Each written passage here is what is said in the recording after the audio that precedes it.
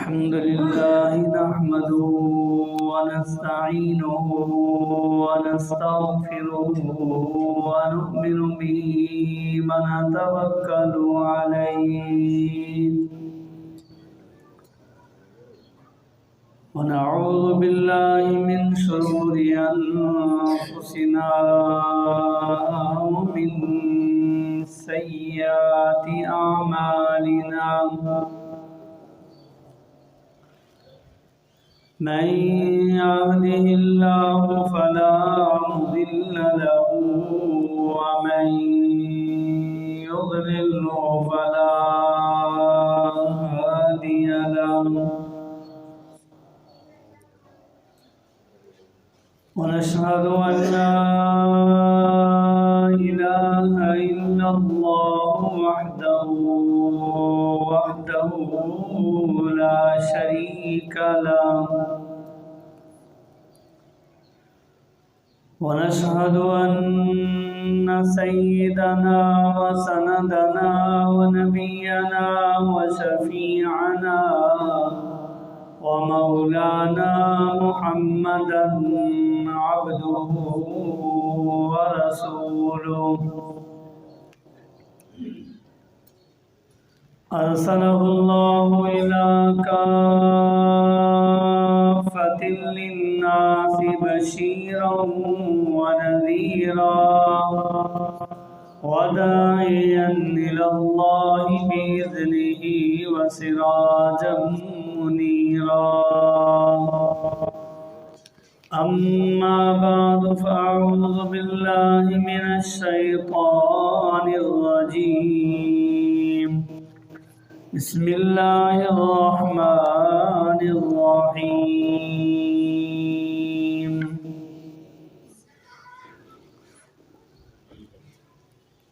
وما خلقت الجن والإنس إلا ليعبدون وقال تعالى في مقام آخر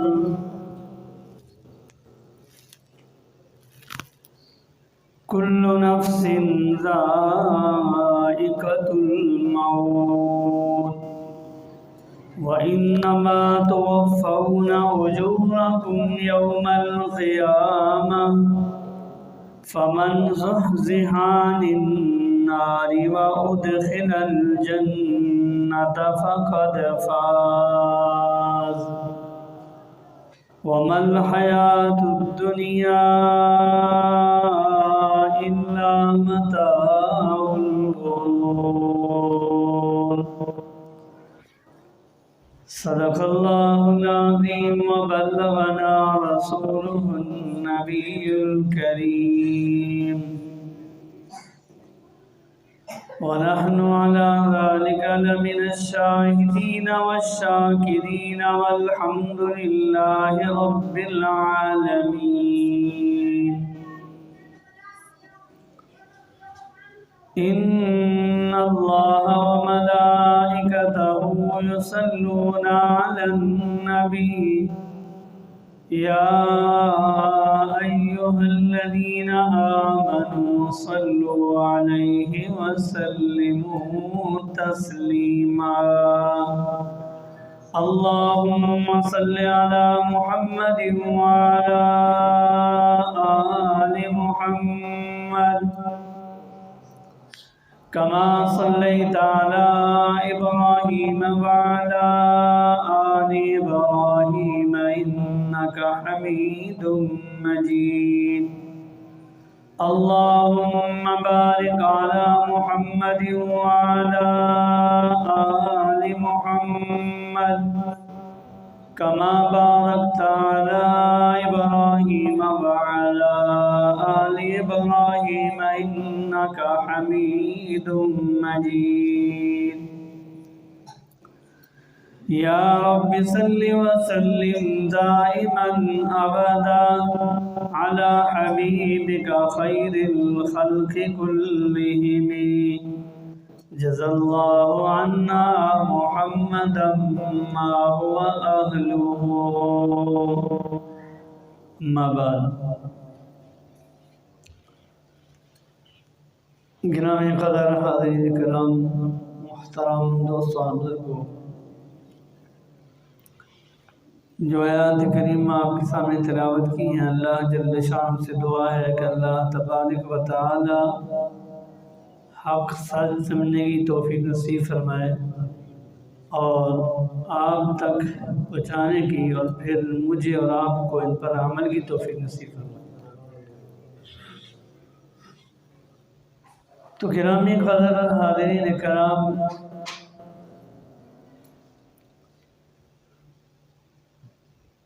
اللہ جل شانہ نے فرمایا کہ وَمَا خَلَقْتُ الْجِنَّ وَالْإِنسَ إِلَّا لِيَعْبُدُونَ، کہ میں نے جنوں اور انسانوں کی تخلیق اپنی اطاعت کے لیے کی ہے، اپنی عبادت کے لیے کی ہے، اپنی فرما برداری کے لیے کی ہے۔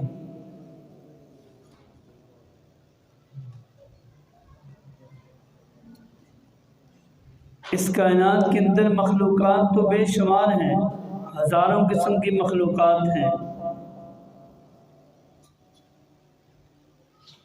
پہلے بھی آئیں، ابھی بھی آ رہی ہیں، اس کے بعد بھی پتہ نہیں کیسی کیسی مخلوقات آئیں گی۔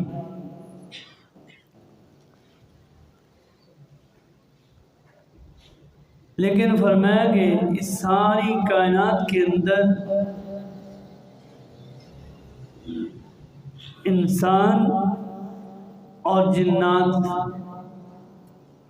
اس ایک خاص مقصد کے لیے فرمایا ان کو پیدا کیا گیا، اور ان کی تخلیق کا مقصد خاص کیا تھا؟ اپنے رب کی اطاعت اور فرما برداری۔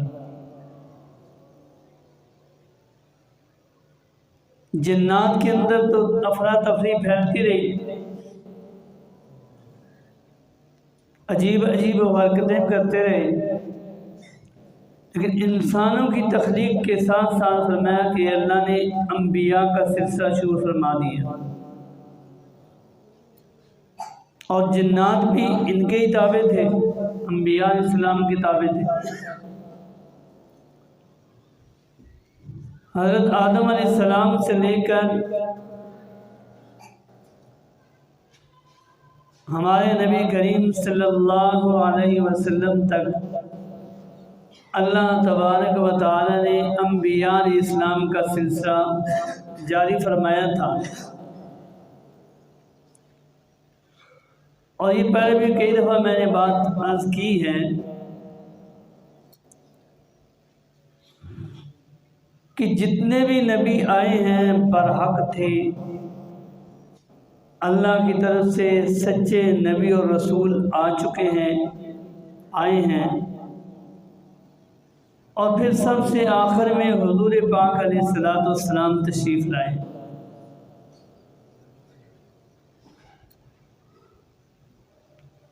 ہمارا یہ ایمان ہے کہ آپ علیہ السلام آخری نبی اور رسول ہیں۔ آپ کے بعد نبوت کا دروازہ اللہ نے بند فرما دیا ہے۔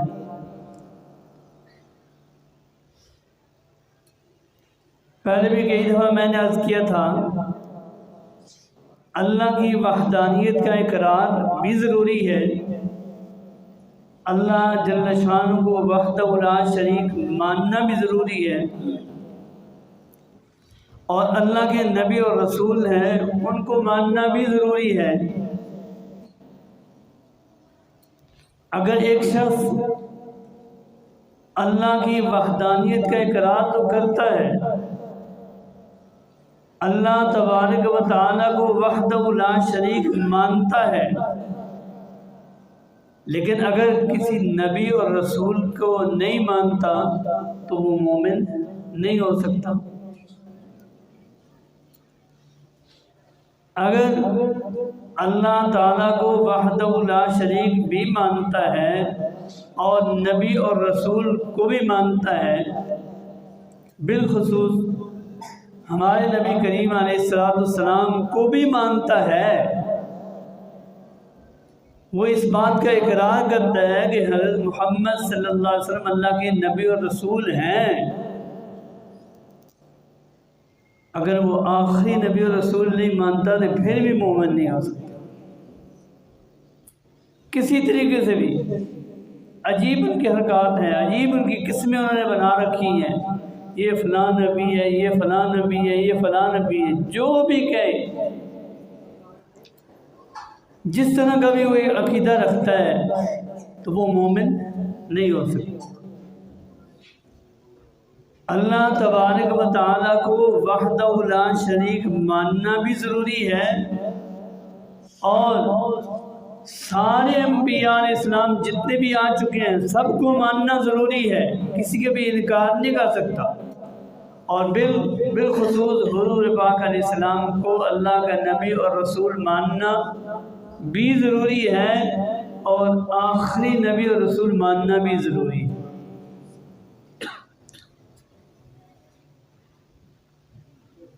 اگر ان میں کسی چیز میں کمی ہوگی تو پھر وہ مومن ایمان نہیں ہوگا، ایماندار نہیں ہوگا۔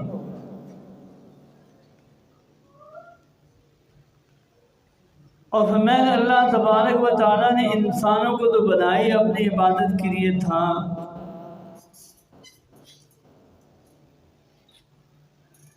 حدیث پاک کا مفہوم ہے میں کل مولود یولد علی الفطرہ، ہر بچہ پیدا ہونے والا فطرت پہ پیدا ہوتا ہے۔ اکثرین مفسرین نے فرمایا کہ فطرت کا مطلب کیا ہے، دین اسلام پہ پیدا ہوتا ہے، پھر اس کے والدین اس کو یا یہودی بنا لیتے ہیں یا عیسائی بنا دیتے ہیں، لیکن پیدا فطرت پہ ہوتا ہے۔ اور انسان کی تخلیق کا مقصد بھی کیا ہے، اپنے رب کو راضی کرنا، اپنے رب کی اطاعت کرنا، فرما برداری کرنا۔ اور اس کے لیے حضرت علی رضی اللہ تعالیٰ سے قول ہے ان کا، وہ فرماتے کہ ہم تو 24 گھنٹے عبادت کرتے ہیں۔ کسی نے پوچھا کہ آپ 24 گھنٹے کیسے عبادت کرتے ہیں، آپ اور کام نہیں کرتے؟ میں کہ سارے کام کرتے ہیں، لیکن جو کچھ حضور پاک علیہ السلام نے بتلایا ہے اس کے ماتحت کرتے ہیں، اس کے تحت کرتے ہیں، اس لیے وہ بھی ہماری عبادت بن جاتی ہے۔ دنیا کے معاملات بھی کرتے ہیں، لیکن جیسے اللہ کے حبیب علیہ السلام نے بتلایا ہے اس کے مطابق کرتے ہیں، اس لیے وہ بھی ہماری عبادت بن جاتی ہے۔ تو عبادت کا وسیع تر مفہوم کیا ہے؟ ایک تو یہ ہے نا کہ آج جسے ہم نے عبادت سمجھ رکھا ہے، صرف بس نماز پڑھ لی یا زیادہ سے زیادہ کیا کر لیا، روزے بھی رکھ لیے، یا بہت زیادہ کر لیا تو کیا ہے، کسی کو توفیق ہوئی اس نے کوئی زکوٰۃ وغیرہ بھی دے دی یا حج بھی کر لیا، بس اس سے آگے ہمارا کوئی تصور نہیں ہے۔ بلکہ حقیقت یہ ہے کہ اپنی 24 گھنٹے کی زندگی،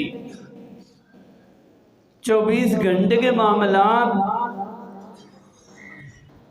سارے جتنے بھی معاملات ہیں، کاروبار کے معاملات ہیں، تجارت کے معاملات ہیں، اخلاقیات کے معاملات ہیں، معاشیات کے معاملات ہیں، معاشرت کے معاملات ہیں، جتنے بھی ہیں، ان سب کی رہنمائی حضور پاک علیہ السلام نے فرما دی ہے، اور صحابہ کرام نے کر کے دکھا دی ہے۔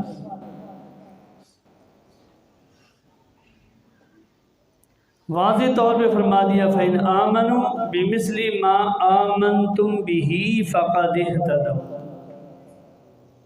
اگر بعد والے ایسا ایمان لے کے آئیں جیسا تمہارا ایمان ہے۔ سارے مفسرین اس پہ متفق ہیں کہ اس سے مراد کیا ہے، صحابہ کرام،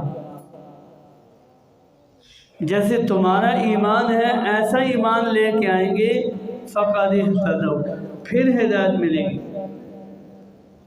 اگر ایسا نہیں ہوگا پھر اللہ کی طرف سے ہدایت کا وعدہ نہیں ہے۔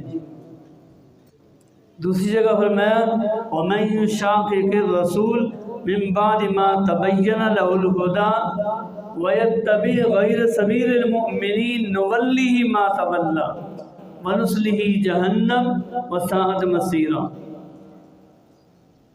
جو بھی رسول پاک علیہ السلام کی مخالفت کرتا ہے، وَمَن يُشَاقِقِ الرَّسُولَ مِن بَعْدِ مَا تَبَيَّنَ لَهُ الْهُدَىٰ، بعد اس کے کہ انہوں نے جو کچھ بتا دیا ہے، حق واضح کر دیا ہے، اور پھر وہ اتباع کرتا ہے ان کی جو مومنین نہیں ہیں، ایمان والے نہیں ہیں، پھر کیا ہوگا؟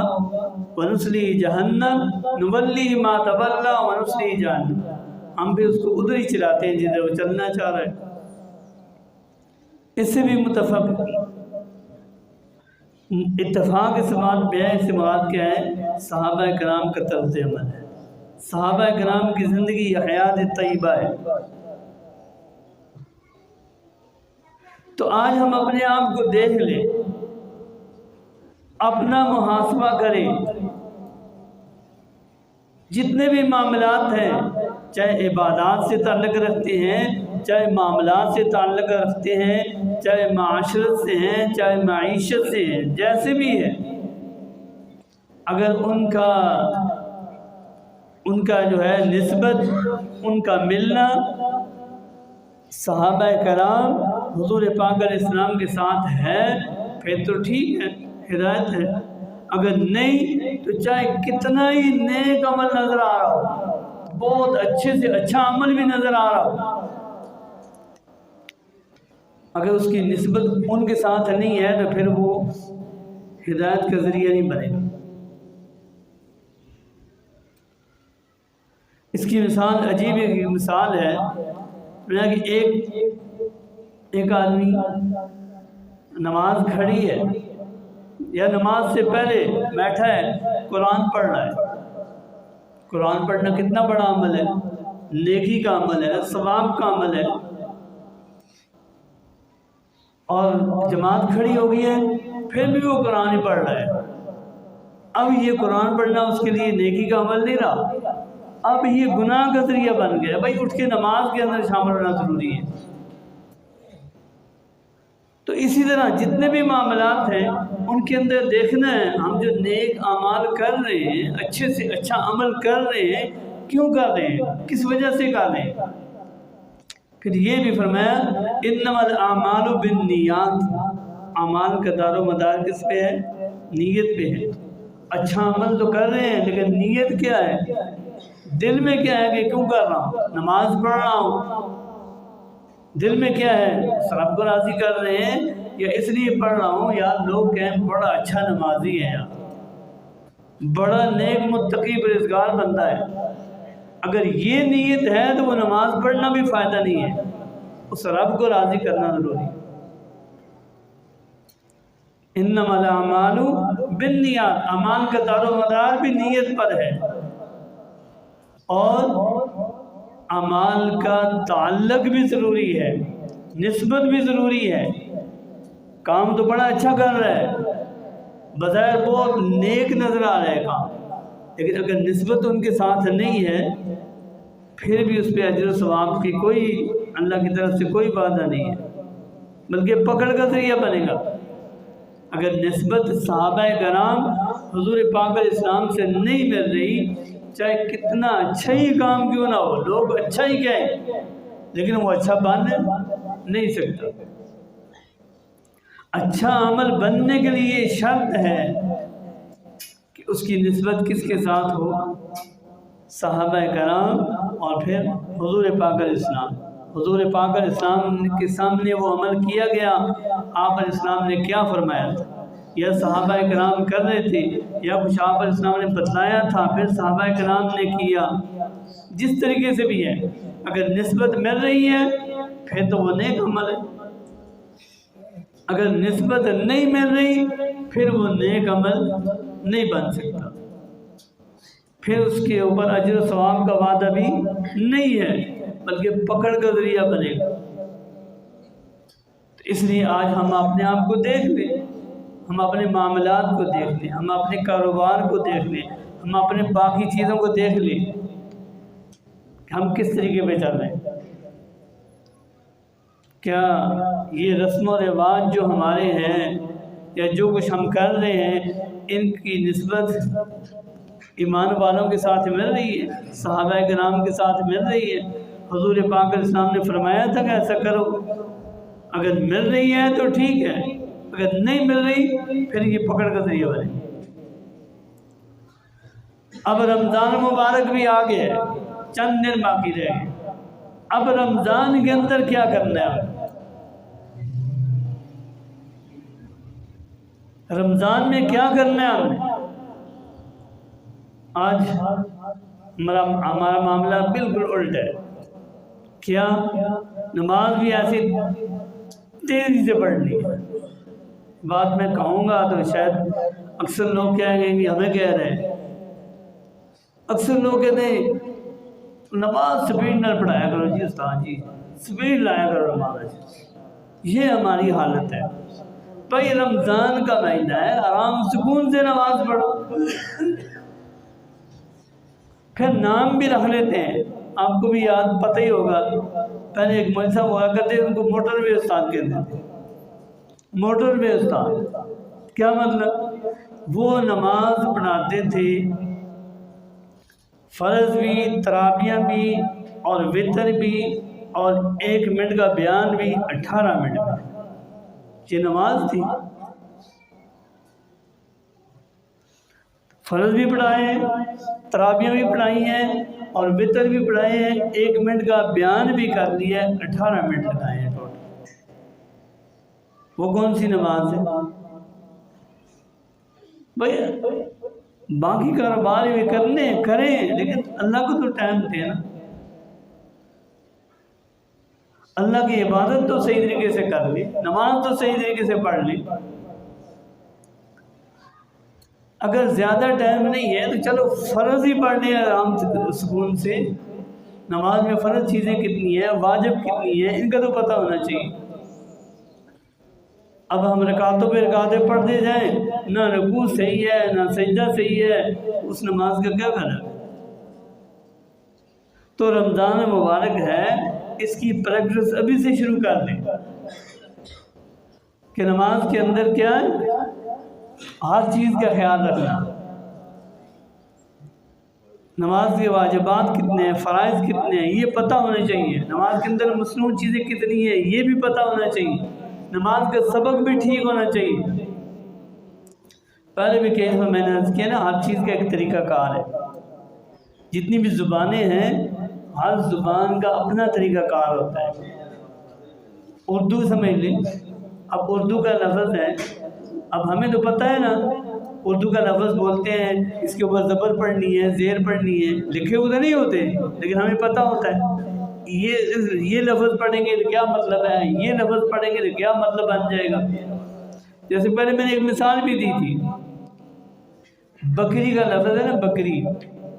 اب بکری با کے اوپر زبر پڑھیں گے، اس کا مطلب کیا ہے؟ ایک جانور ہے بکری، بکرا، بکری۔